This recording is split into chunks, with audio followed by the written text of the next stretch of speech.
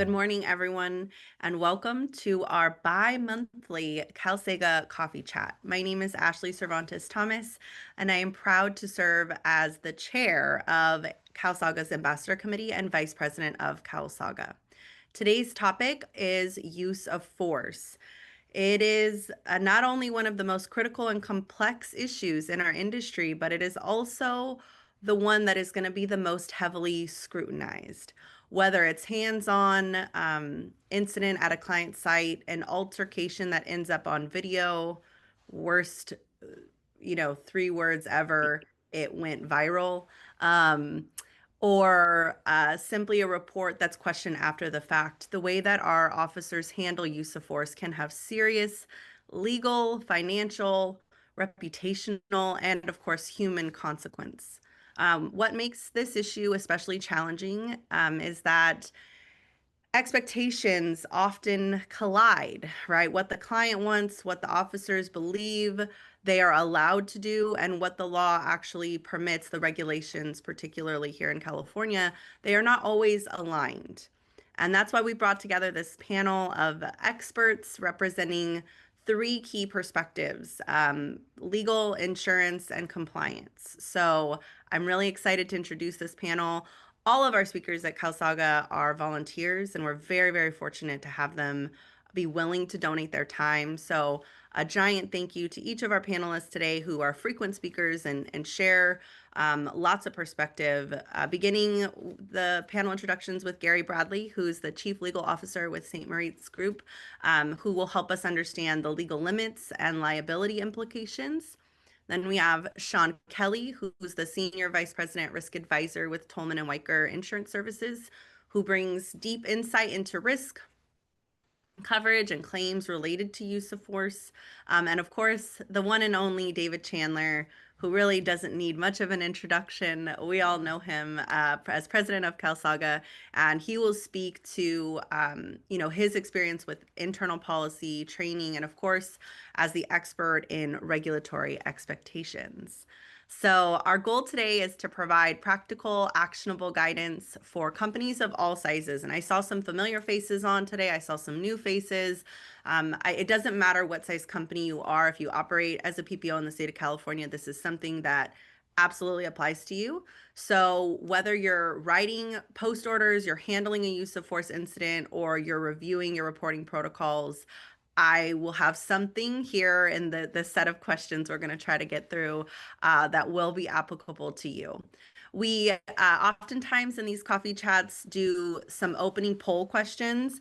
We skipped those today because there's so much content we really want to get through. So we're going to dive right into our questions for our panelists.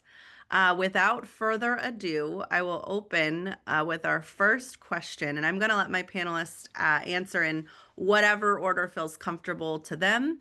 As those of you who have attended coffee chats with us before know, we really like for this to feel like a conversation. And so there's no scripts here. We do write out the questions in advance so we know what direction we're going. But other than that, this is, honest feedback that you're getting in real time, which is really exciting, especially on a topic as pertinent as use of force in California.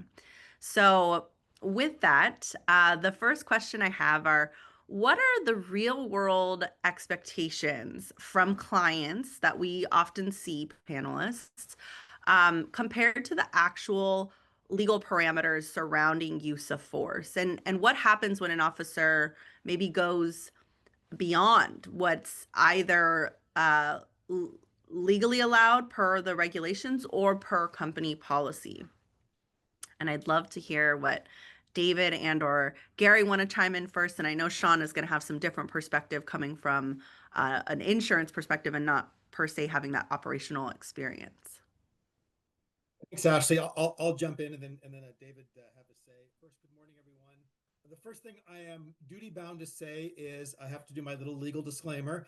I am a California licensed attorney, but I am not your attorney. So please, nothing in here, nothing in what any of us are about to say should be construed as legal advice. Please make sure you consult with your own counsel if you have any questions of a legal nature. you guys would have been disappointed if I hadn't given that disclaimer. I hate doing it, but you know how it goes. Let me just start by saying what I was struck about that video, and I'd seen it many times. What I was struck is that almost all of us, and certainly any member of the public who looks at that video, I'm sure they're not asking themselves the following question. Well, was that use of force reasonable? Right? We because the video is so egregious, we skip right over the, well, what else happened? What policies were in place? What was the security company asked to do? All we know is that's what happened and it looks horrible, right? We never even get to the question of, was that a reasonable, legitimate use of force? So those of you that have heard me speak for years and years, you know that what I always say is it's not really, the strategy shouldn't be to win the lawsuit. The strategy should be to avoid the lawsuit, right? Because there's only one person in every lawsuit who wins, and only one person, and it's always me, and it's never you, right? So be thinking about, how do I avoid the lawsuit, not how am I going to win the lawsuit. So the first thing I want to say about use of force policies is have one. But more importantly, have your own, right? You can find 1,000 samples of use of force policies on the internet. You just Google it, you'll come up with a bunch of them. Even some of the larger companies, I'm sure their use of force policies are out there in the ether. Please make sure you take hours and hours of time to tailor it for your company. So you have one, because it's not just about having the policy. When you're writing a policy like that, what you have to be thinking about is, all right, it's 3 years from now, and I'm sitting across the table from a very adept and aggressive lawyer like my cousin Barry, who will literally tear apart that policy word for word and ask you what you were thinking when you wrote it and what you thought the implications were. You need to go through that sort of exercise when you're coming up with your use of force policy. And then to sort of try to answer Ashley's question more directly, I find that clients, unless you're dealing with a very sophisticated security operations manager on the client side, clients haven't a clue of what they really want.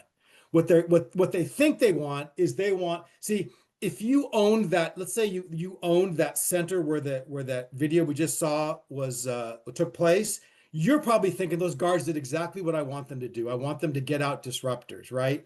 But without having them think through the implications. So the best advice I can give you is make sure and don't be afraid to push back on your clients when they say, well, I see contracts all the time where it says the officers will detain.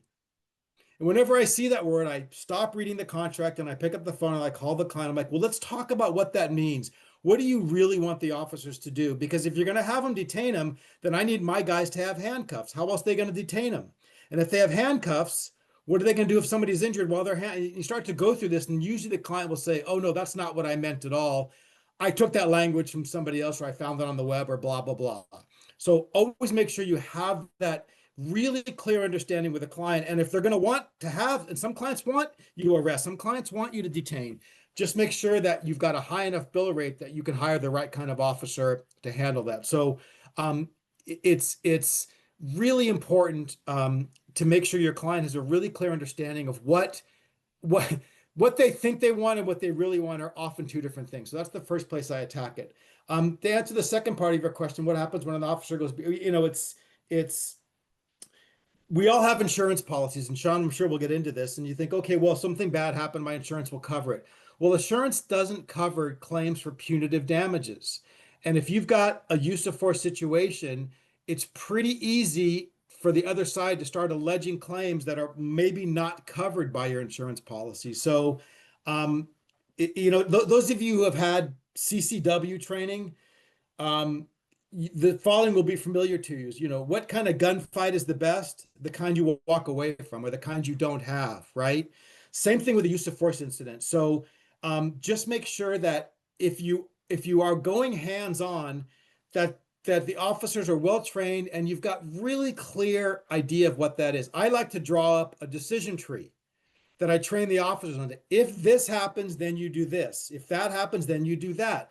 And you have that scenario worked out through, because again, we saw that video, and for all we know, those officers were entirely legitimate. For all we know, that woman came in and said to each of the officers and to the person running the meeting, if you guys don't let me have my say, I'm going to light off a bomb in this, right? You have no idea what that person said. All we know is we have a videotape of officers forcefully removing, although I watched the whole thing several times. If you watch it all the way to the end, I thought they did a decent job of not trying to injure this person. But again, that's not what the jury's going to see. So um, it's there's the best use of force incident is one you don't have.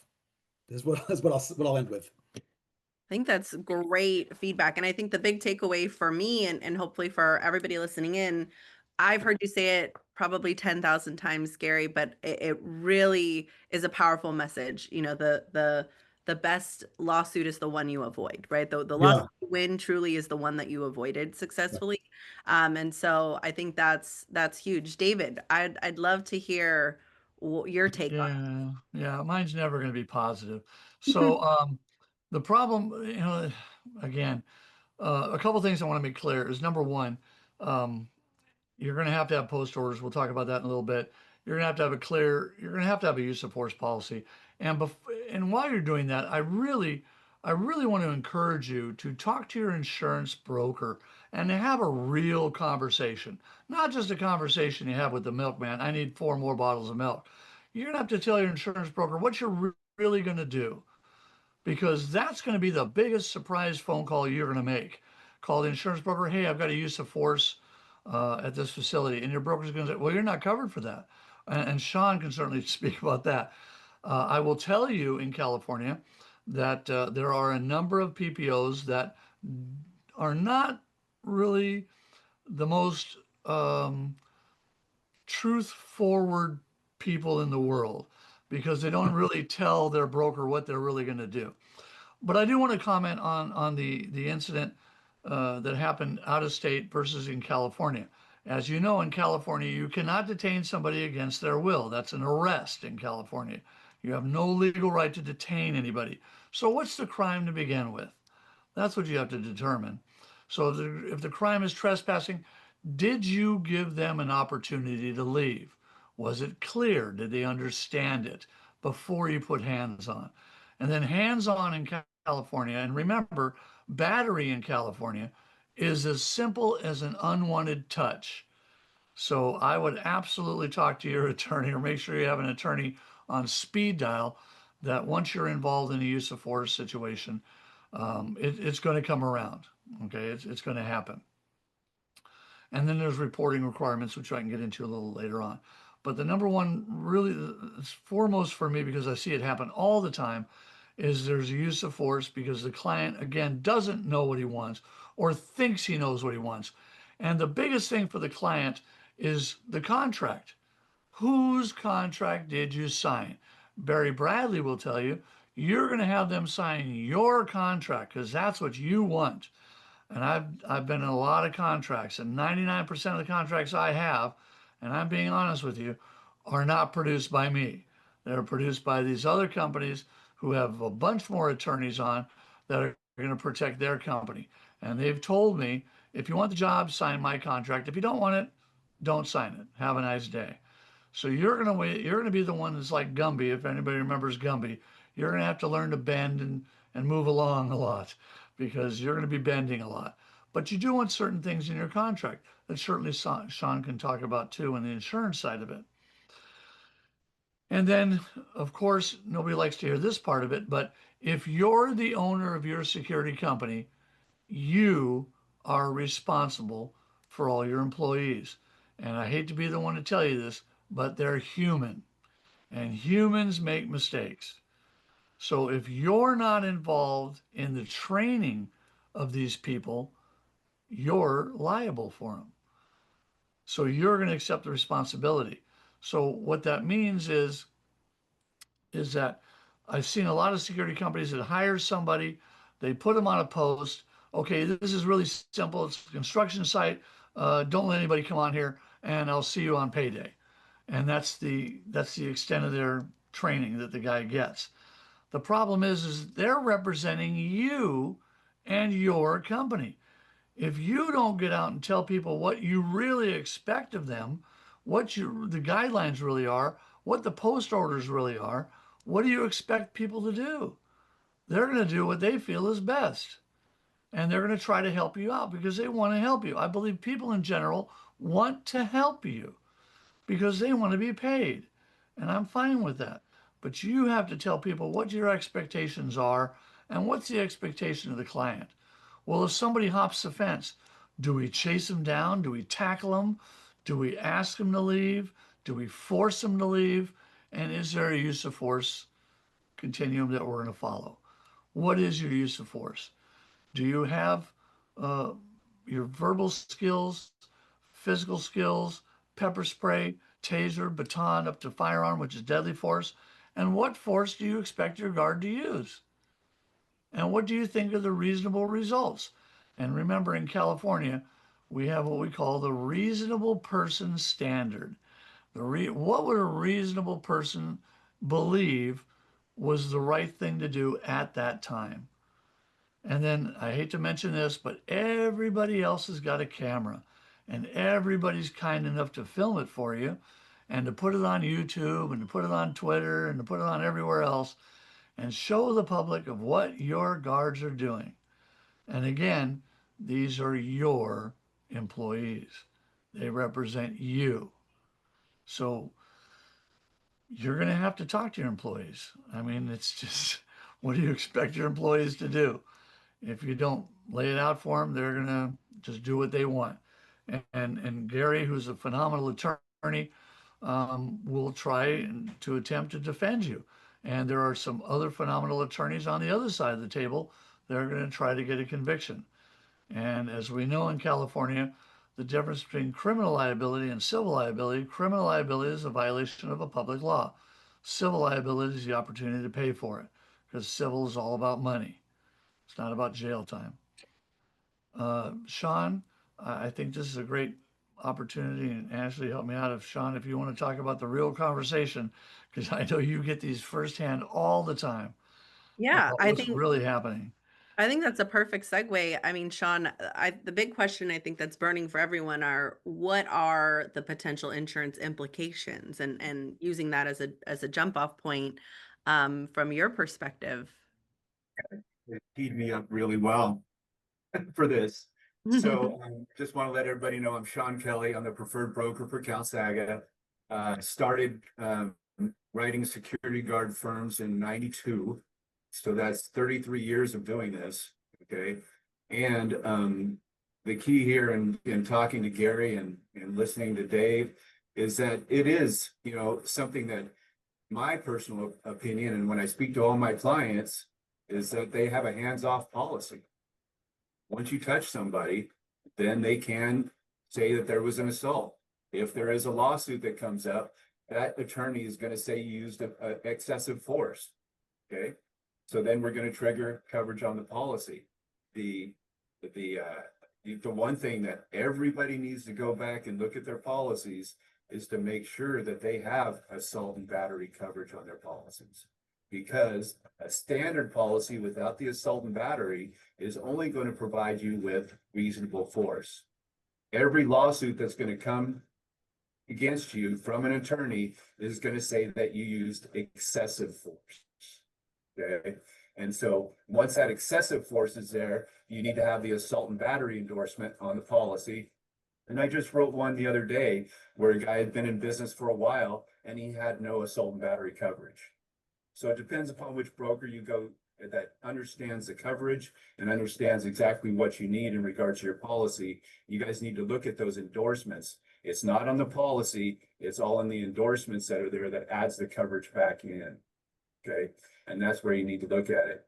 A review with the clients, the renewal application. Your renewal application is extremely important. That goes into the insurance carriers.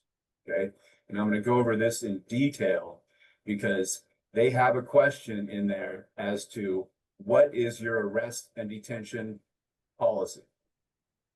Okay, and what you put in that question will determine whether or not the coverage that you get will be there, or whether you're going to get a competitive premium, whether you're going to be able to pay for it. If you put on the application and put in there that your arrest and detention is at you go in there, and if anybody is doing anything wrong, you have employees that will put handcuffs on them and arrest them at that point. You're not going to get any standard carrier to write your general liability policy. What I explain to all my clients is you have to put in there that you basically do not have an arrest and detention policy. Okay, your job is to observe and report and be a visible deterrent. Okay, and I know there's expectations out there from your client in regards to wanting you to go in there and arrest somebody. I'm sorry, there's a gardener outside my window. And so there's these that juggle you have to do with what the client's expectations are and what services that you can provide. You have to convince your client the best thing for you and for them and for you is to be able to call the local authorities, document everything that's going on, okay, be a visible deterrent, okay, and provide those services. I have a lot of clients that provide security at big box retailers, okay? They are not to leave the premises. They're not to chase after anybody. They're not to go out into the parking lot. They're there to observe and report only, okay? And then they have some employees that take things a little bit too far that go against their policy, of which then a claim could arise because of excessive force that they use in regards to detaining them. And the policy will respond on behalf of a civil lawsuit, okay?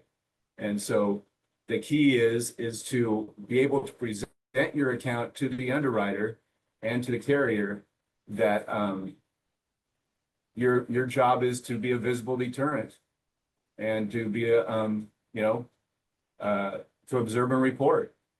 And that's what's required for every security guard firm out there, is to observe and report. We'll go over contracts. The contract, a lot of the carriers will ask for a copy of your contract to see what is inside there. So I always ask my clients for a copy of their contract.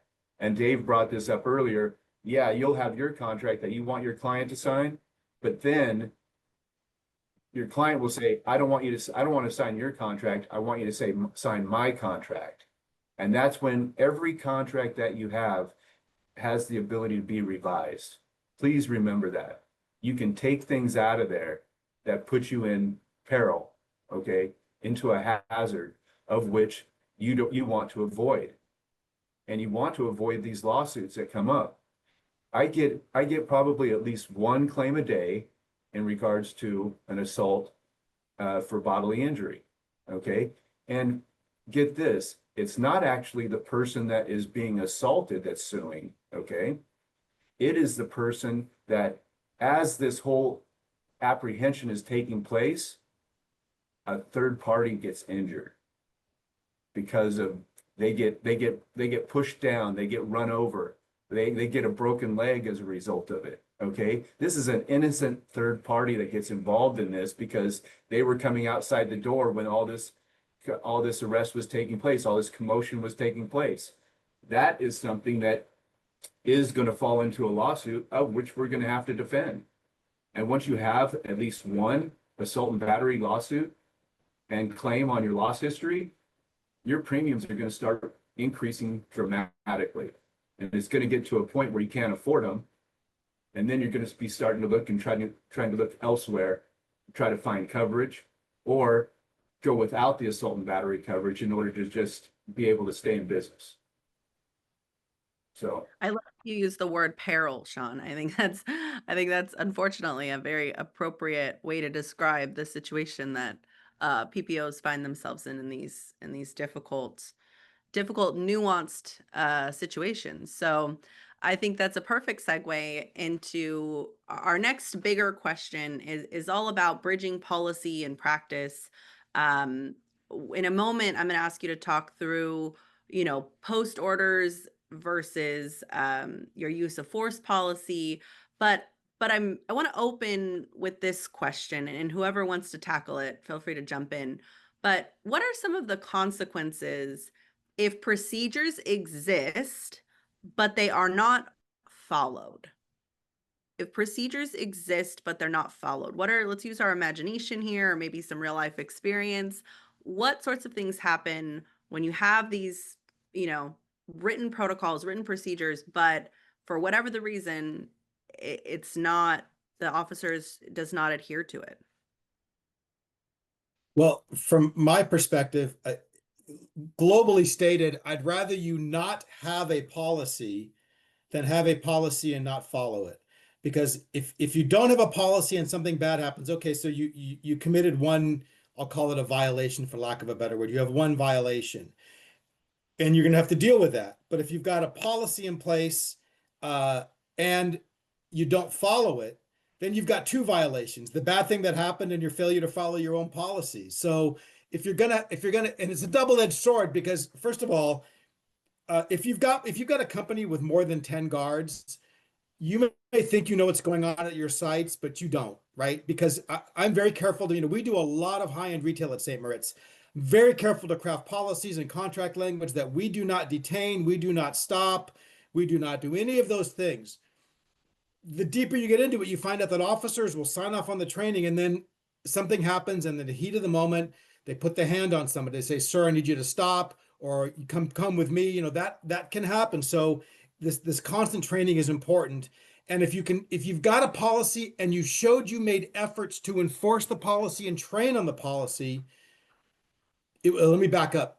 Something bad's going to happen, right? This is just the business we're in. We're in the risk business. Something bad's going to happen. But if you've got a track record of having a policy, showing how you took the time to create the policy and why what you put in is important, and you took time to train on the policy, regularly remind, lunchbox meeting, however, whatever you want to do, when the violation happens, you're going to look a lot better to a jury than somebody who just spit a use of force policy out there and had people sign off of them, gave them their uniform, and sent them on post. So I think that's really important, is if you're going to have a policy, and you should, to make sure you continually train on it, because I promise you, what your guards will tell you they understand, but they don't, or they get caught up in the heat of the moment, which to me dovetails into this. David mentioned this continuum on a use of force policy.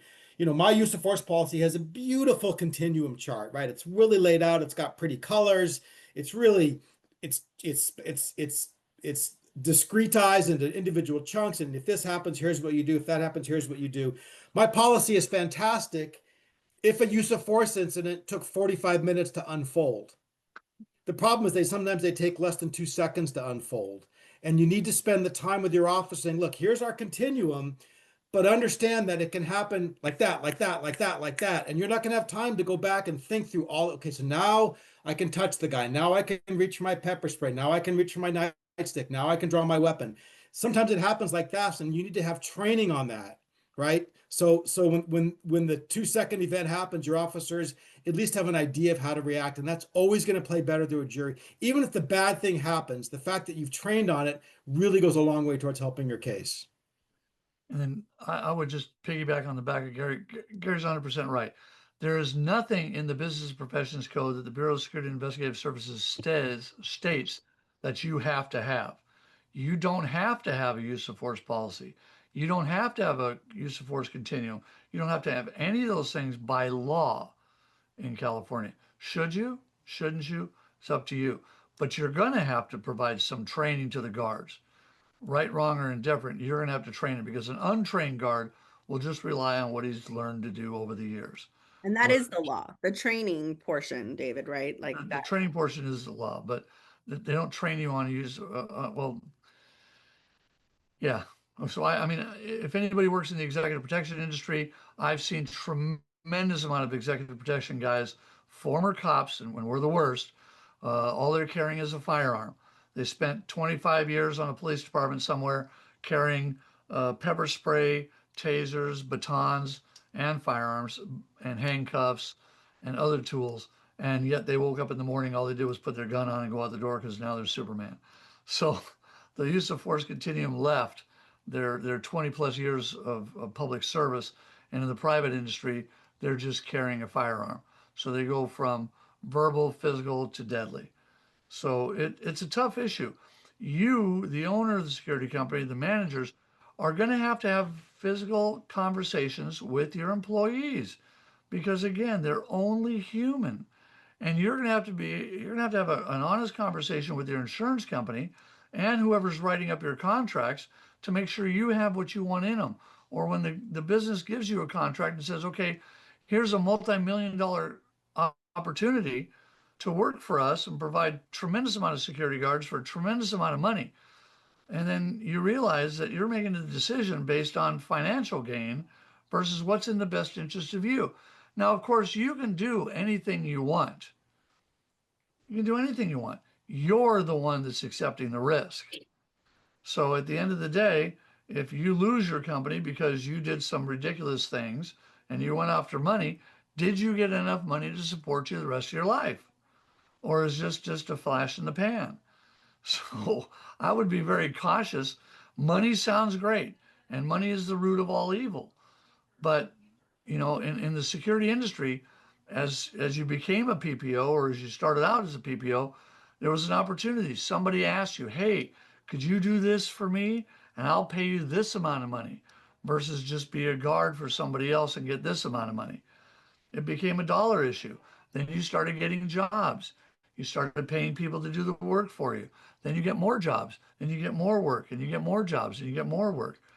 Then you need people, and you need more people, more work, more people. And at no time, and I hate to mention this because shockingly, Sean gets tired of me calling him, asking him questions. But I talk to Sean more, probably, if not once a month, at least twice a month, about one thing or another. And how often do you talk to your broker about what's happening in your business? Keep them up to it. Sadly, again, it comes back to money. Hey, Sean, I'm going to start doing some nightclubs and stuff. Sean's going to tell you, that's great, but you're going to have this policy for nightclubs. What do you mean? Well, it's going to cost you this. Oh, but I'm not going to make that much. Well, maybe you shouldn't do it. But then we look at the dollar issue, and the dollar motivates us because we want to help people. I believe that as a PPO, if you wanted to do the work yourself, you would have stayed as a guard, but you hired other people trying to help them out, give them jobs, give them opportunities for work, pay them. They appreciate it. You appreciate them. You come up with employee of the month until that employee does something ridiculous and you wonder why you made him the employee of the month. We're only human. You have to talk to your employees. The more employees you get, the less chance you get of talking to them, less chance you get of training them. And then, as you all know, training costs money. Where's that money coming from? Did you build it into your account? Did you build it into the dollar that you're charging the people? Or is this coming out of your profit, coming out of your money? If you're a sole proprietor and you're married, the other half wants money too. They've got needs. You have children, they want money. And it's coming out of your money. So I think at what point do you stop? You that know? that's such a good segue to talking about the initial investment of all this. This is why for folks who don't have a use of force policy, it's typically one of two things. Either we haven't slowed down long enough to make the investment of time, energy, money, getting it signed off by an attorney or however you decide to go about that, or you've been going so fast that you haven't really thought about it and you're just okay with the gray area, like Gary mentioned earlier. He said if you're not going to take the time to train on use of force, maybe it's better to not have a policy at all, right? The opposite problem is worse if you have a policy and nobody knows what it is and nobody's following it. So with that, one of the big investments of our time as we start to plan and think through this, in addition to the training, is writing out post orders that are in alignment with our use of force policy. So, what is like a quick tip on how post orders should align with those internal use of force policies? And maybe what's the danger of misalignment? So, one of my pointed questions for you, Gary, as well, is do you like it when use of force policies live in the handbook? Do you like them to exist separately? And then maybe you can kick us off talking a little bit about how the post orders can align, or maybe what happens if they are misaligned. Well, the first thing I will tell you is I don't like pointed questions. The second thing I will tell you is no, I personally don't think our handbook refers to our use of force policy, but our use of force policy is a completely separate document. First of all, it's really I've been writing handbooks for 30 years. Ours is probably, I don't know, 70 pages long. I wrote it, I never read it, right? Nobody reads the handbook, right? So when you bury it in there, you Say. can be sure that nobody's going to read it, right? So I like to have a separate document, I like to have it separately trained, I like to have a separate sign off on it. The same for post orders with me. We have clients, we do a lot of HOA work, and the HOA boards, for whatever reason, love to jam the post orders in the contract. I hate it. I hate it. I hate it because to me, a contract is not a living document. It takes a picture of a moment in time. Post orders absolutely have to be a living document. So the interplay is I want to be careful. It's really easy to do it where you start to overlap where you talk about use of force in the post orders. And then the problem is if your use of force policy changes, you're not going to remember to update 50 sets of post orders, right? Or 10 sets of whatever it is. So I like to leave them separately. You can cross refer to them, but I like to leave them separately and I like them separately maintained. Also, to me, a use of force policy is more of a legal document and post orders are more of an operational document. I personally have no business looking at post orders. I look at them all the time. My team passes them by me to make sure there's no pit holes, but I'm not really the expert on post orders, but I'm pretty good on use of force, right? Because it's about the implications. So I think they should live separately. And I think they should be maintained separately and they should be trained on and signed off separately. And I want to add one other thing kind of from the past discussion is those of you who do EP work, the lesson I learned from all of you is if you have an EP assignment and you've got your gun out, it means you screwed up 2 hours ago, 2 days ago, or 2 weeks ago, or 2 months ago.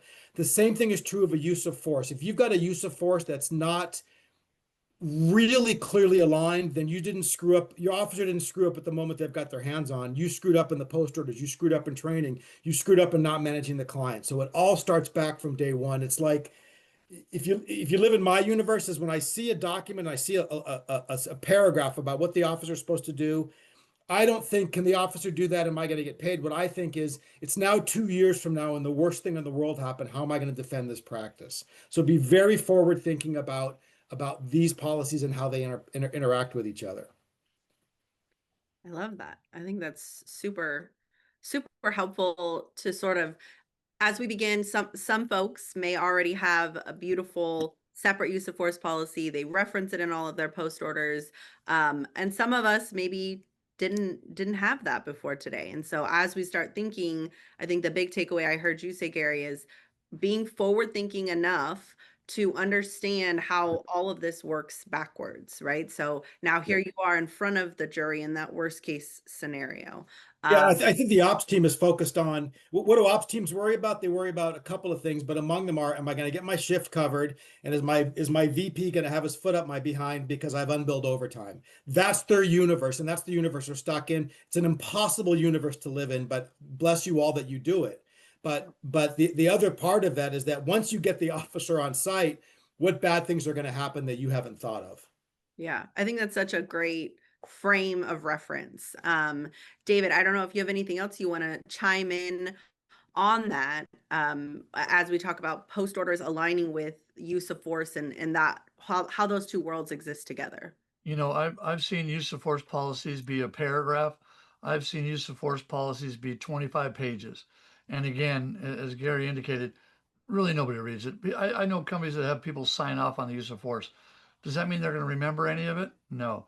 As an owner of a company, as a supervisor of a company, you have to go and talk to your people and remind them, hey, listen, at this location, these things you might come in contact with. You might have people hopping fences. You might have people coming in the parking lot. You might have all these different things going on. Talk to the people that are working for you. They represent you. I can't get into this enough. How people talk about training that I'm really tough on training, but I tell you, training can make it or break it for you. I mean, it really can. And I just know a lot of companies, sadly, that hire people, send them out there, and they did their online training, and what did they really learn? And Did I ever look at the online class? And to be honest, no. I don't like online classes. But as the owner of a company, as a supervisor for a company, you have to get out and talk to the individual guards and tell them these things could happen here. This could potentially happen. And then what are your reporting requirements? Again, and I hate to go to this, but any use of force or violence against a member of the public while on duty requires you to notify your employer within 24 hours, and your employer has 7 business days to turn in a report to the Bureau of Security Investigative Services. Now, there's quite a few companies in California that are having, I'm trying to figure out how to phrase this correctly. They have some people that are heavy-handed, if that makes any sense to you.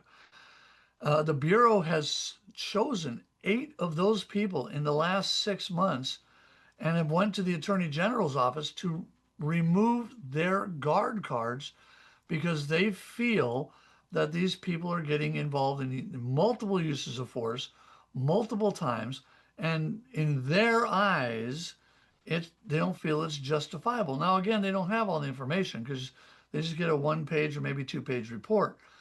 As you do a report for the Bureau, remember, whatever you write down becomes a matter of public record. Now, the Bureau will tell you, we keep these confidential. Yeah, but it's a matter of public record. So sooner or later, your attorney or their attorney can get a copy of that document. So whatever the officer writes, before you turn it in, check the spelling. If there's multiple officers, the state's going to write you back and say, I want a report from every officer that was involved, not just one officer. Now, when you do turn in an incident report to the state, they're also going to ask you for a copy of their training records for each individual officer that was there. And training records mean money if you don't have the correct training records. It's a violation of a public law, and you are going to have to get a citation for it. And then you'll see it come up, and you're going to have to try to talk your way out of it, go to appeal the decision of the Bureau, and try to keep alive. This is over and above everything else you're doing on a daily basis, which is talking with the clients, meeting with the clients, getting contracts, looking over contracts, talking to your insurance people, talking to your attorneys, talking to your training people, and then getting more jobs and then hiring more people. You're in the same boat as everybody else. Your plate keeps getting heavier and heavier and heavier. And you just have to try to do the best you can. And it's overwhelming sometimes, I but am you're so responsible. excited that Dave he couldn't contain himself for the reporting requirements use of force. We were supposed to close with that. He skipped ahead a little bit, but it is so important. And many of you have heard Dave speak before. You've heard him talk about it. And I think the key takeaways, right? When any use of force incident happens, and I'll let Dave recap that at the very end. Dave, don't get too excited now. Oh, I'm getting excited.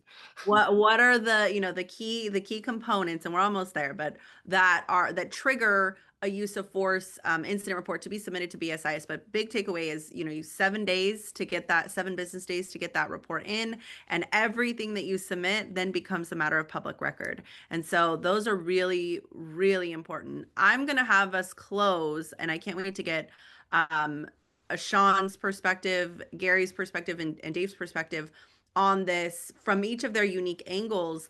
We're going to close with a focus around managing the aftermath. So, as Gary said, truly, when something happens, 9 times out of 10, it's because we screwed up somewhere 2 hours, 2 days, 2 years, maybe before the incident itself takes place. But once it's happened, something that my committee, as we were developing the concept for this coffee chat, really wanted to be focused on is, okay, now what, right? So, from an HR standpoint, from an operations standpoint, from an owner perspective, what are some of the key steps that should be taken after an employee has been involved in a use of force incident, especially if it's, again, scariest words to any security owner manager is it went viral, right? Or maybe it just received some media attention. What are some of those key considerations? If we were going to give them a checklist, like what is the key critical components? And I'd love to hear at least, one to two from each of you, before we let Dave wrap us up with his spiel on reporting requirements to close us out. Well, my two things probably would be prayer and karma. I'm kidding. Um, Perfect. it's immediately addressing the situation, getting in contact quickly as possible with the officer or officers who were involved in the situation, reminding them not to speak to anybody. Although I always cooperate with law enforcement, always, always, always. I say, look, don't talk to anybody, but if law enforcement wants to talk to you, then we're going to talk to them. I try to set it up where I'm involved in that communication or one of our senior managers is involved. It's difficult if you operate in a lot of states. You can't be everywhere at once, and these things move quickly. But basically, it's the old get smart cone of silence. It's like we're not talking to anybody about this. And if you get phone calls from the media, it's like, this just happened. We're investigating. We're fully cooperating with law enforcement, and we're figuring this out. Because anything you say can and will be used against you, to coin an Adam 12 phrase, right? So it's getting control of the situation. And I will tell you, there are times, and it's happened to me a number of times, and I've had a conversation, a kind of conversation with a prominent member of Cal Sega, and a similar situation is sometimes your officer does the right thing um, for their safety and the safety of your client. And sometimes, even though that happens, you have to terminate the officer because they violated your policy. It's a heartbreaking thing. I've had to do it a number of times, and probably many of you have as well. And there's just nothing to be done about that. You can apologize. You can tell the officer you'll wish them well and help them, but if they violated the policy, they violated the policy. So to me, it's about getting control of the situation to the extent possible. You're going to get calls from First Amendment auditors. You're going to get calls from all these wackos, these TikTok wackos, and you just say, don't be rude. I never ignore the call. That's the worst thing you can do, is ignore the request for information. And then there are times when the idea of saying we're investigating and we don't comment on active litigation or active investigations, there are times when it's appropriate to comment on an active investigation, right? So you just have to be careful. Get your PR and get your public relations people involved, and absolutely get your lawyer involved as soon as possible. Those were some great takeaways. Sean, what do you have? What's the aftermath checklist from a seasoned insurance broker? Oh no. Sean, I think we lost your audio. By the way, I'll add, call your broker. Sorry, that was also an important one. Oh no, Sean, we lost you. Can't hear you, Sean. Dang it. Okay, we'll let Dave go. Don't dive into your spiel just yet, Dave. I know. Some very important things. Remember this. Document, document, document. If it's not written down, it didn't happen. That's what a judge told me one time. Please, please instruct your employees not to talk to the media. That's why law enforcement and even firefighters have what they call a PIO, Public Information Officer. One person that does the talking for the police department. Not everybody talks. And remember, if your guard, this is my personal suggestion, okay? I'm not saying this from Cal Saga, I'm saying it personally. If your guard is involved in an incident and law enforcement is sent over, and it's a use of force or anything that's tremendous, I would suggest that you tell or have your guard tell the police officer, listen, we want to cooperate 100%, but I would like to go to the hospital and get checked out. I don't feel great right now. Can we just talk shortly? I'd rather go get checked out. Make sure your officer is good. Make sure he's okay. He understands what happened. And because a lot of times trauma will prevent him from saying things or can help him say things that he might not really mean at that moment that the incident happened. And the last thing I want to talk about, and I'm not my spiel, but is you really have to train your guards to de-escalate. And what I mean by that is you have to tell them to talk these problems out versus physical altercations. If you get into a physical altercation, you have failed to de-escalate. That's the bottom line. 9 times out of 10, you can de-escalate it and make it go away. Or I tell people, call the police rather than you get involved in a fight or you get involved in a physical altercation. Let the police do it.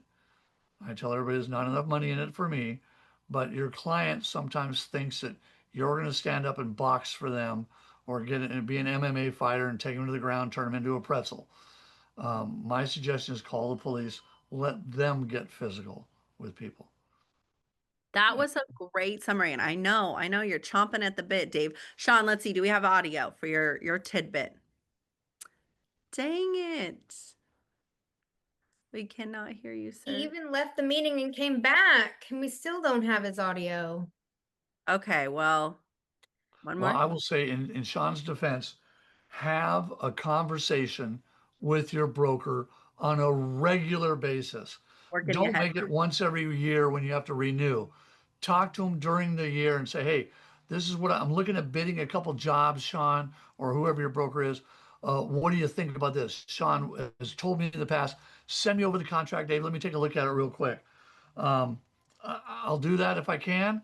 I always want to get Sean's opinion because shockingly, I want to make sure I'm covered. I really want to make sure I'm covered because I really don't want to go to my wife and say, hey, honey, I'm going to need $500,000 to pay off this lawsuit. I don't want to do that. That's another fight and another physical altercation I don't want to get involved in. So document, de-escalate, don't talk to the media, and let me know when I can talk about my high horse again. Well, I think it's your time to shine. Sean, if there's anything you want to add in the chat, that might be a good way to do it as we wrap up. I'm going to officially turn it over to Dave in one moment. He's going to give you all his words of wisdom, the most important things that you need to know about reporting requirements to BSIS in the event that you have a use of force incident. And then after that, Kate will take over and she will navigate getting us into our breakout rooms. So you definitely don't want to miss this spiel, and you're all welcome to stay for the breakout rooms. But before we wrap it up, Dave, I just want to say a sincere thank you to all three of you. I know you all are very busy, and taking the time to have this conversation today is so meaningful and impactful for our industry as a whole. Dave, without further ado.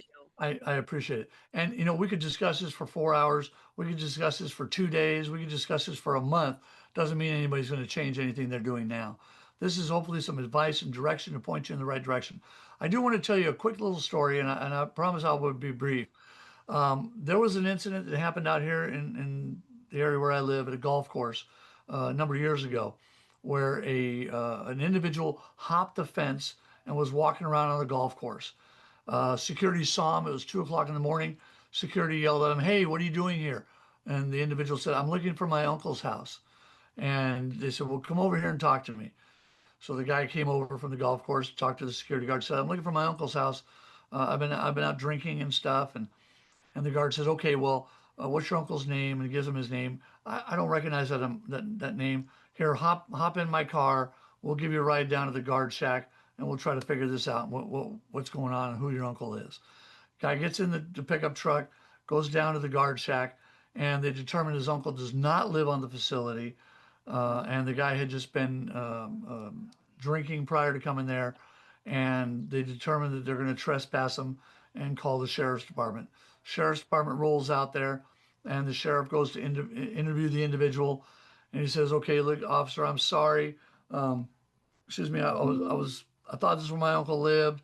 I was going to go sleep it off at his house, and I guess I just hopped in the wrong country club." But the deputy from the sheriff's department said, "Okay," went over to the arresting officer and said, "Listen, I've talked to the individual, and he says he's very sorry he came on your property. He promises he won't come back here.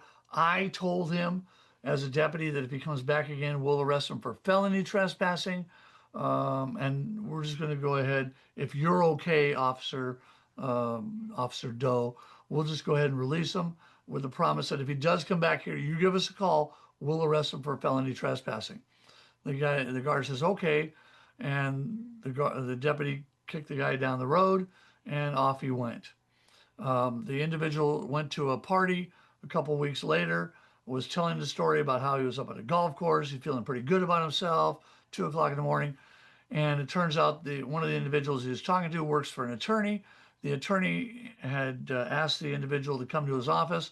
They turned and sued the country club for money for unlawful detention, false arrest, and kidnapping because they accused him of moving him more than 6 feet against his will.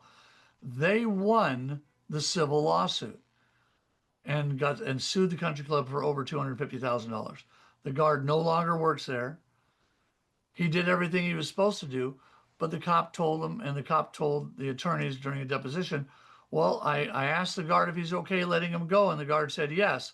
So the deputy said, I have no crime, I have no victim, therefore I have to release him. I didn't see the crime myself, so I can't arrest him for trespassing. Thank you very much. And off he went. Could have the attorney argued it better? I don't know. Could the other side have just, they settled for the dollar amount they settled for? I felt the guard did the best he could at the situation, but didn't know that I would have suggested get the name and ID number of the police officer you turned the individual over to. That would have been a good escape for me. I would have said, I made a lawful arrest. I turned him over to you. You released him. That's your responsibility. And I would have let it go at that. The Bureau of Security Investigative Services, I want to make this clear, and I don't care if they're listening in coffee chat or they play back this voice thing later on. They are not your friends. These people are not your friends. They're there to do a job. They feel their job is to protect the citizens of the state of California. You can ask all the questions you want. You can get audited. You can have everything inspected by them, but they're not your friends. Okay? So I always ask for everything in writing. I tell everybody, document, document, document. You've got 7 days to turn in a use of force violation. If the officer was hurt, if the officer or somebody had an ambulance called, if the guard was fired because of use of force, you have a responsibility to find out what the law is. Ignorance of the law is no excuse. Look up the codes. Call us up if you want us to give you what the code numbers are. We're happy to share them with you. But your guards are representing you. You have some liability in this. So does your client. Whether or not he believes it, his name's going to be on the lawsuit also, chances are. Because who's got the deep pockets? Not your guard. And they will go after your guard too. So please document, de-escalate, don't talk to the media, play this video back so you get some great advice and direction, and ask questions. You know, CalSaga is here to help you, guide you. We're not your attorney, but we can help you out with issues with the Bureau. We can help you out with legislative issues. Kate is extremely knowledgeable. She's learned a lot over the years. Any board member can try to give you some advice and direction. Fall back on your private attorney, and it's not going to be cheap. It's going to cost you money. So make sure you have the questions you want to ask and ask all the questions you can. We'll try to help you out. I want to thank you. I hope you learned something today, and I'm hoping that we can work this into our annual conference, because I think it's really important because it's happening in California. Is it possible that you guys can hear me now? Now we can, Sean. There we go, Woohoo. Sean. Sweet, sweet. So thanks, Dave. And you know what? I go through this a lot. Okay, and there's a lot of violations of company policies, and shit happens. Okay, and the main thing that I talk about with my clients at this point is to start building a file. Okay, you want to make sure that they have a valid guard card. Okay, you want to make sure that all their training records are in their personnel file. You want anything like that that's not in there, automatically triggers negligence, and we're going to pay out no matter what. Okay. You want to get an investigation report and make sure you train your guards on what to do in the event of an incident happening at the job site. Get witnesses involved, get names of witnesses, and get as much detailed information as you possibly can. turn in the claim immediately to me. If I was your broker, I want to go through it. I want to work with you in regards to, do we get the carrier involved to appoint counsel? And do we want your specific counsel to be representing you with the carrier? We can request that from the insurance carrier saying, hey, you know what, we want Bradley Kamelik, we want Barry on this one, we want so-and-so on this one. And we can negotiate in that manner to get someone who understands the security industry and the laws that are related to the security industry, and get them involved in it. And it gets to be very detailed in regards to make sure we manage it properly from the beginning. Don't let these things sit back on the side and don't do anything about it, because it will fester up to something at some point and it will come up. So it's best to start working on it immediately when you think that you have an event, or in the case of circumstance, it's best to bring it to the attention of your broker. And so then you can start to, put it together properly so you can defend yourself in this, if you've done everything correct. Well, thank you, Sean. I'm so glad that we were able to get your audio working so we could get that from you. So again, thank you, Sean. Thank you, Gary. Thank you, David. Thank you, Ashley.